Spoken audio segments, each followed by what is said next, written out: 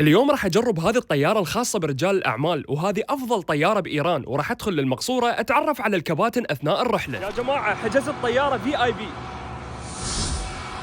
هاي الطيارة اللي موجودة ورايا يقولون عنها أفضل طيران موجود بإيران، فتعالوا خلي نصعد بداخلها ونشوف كل تفاصيلها من الداخل.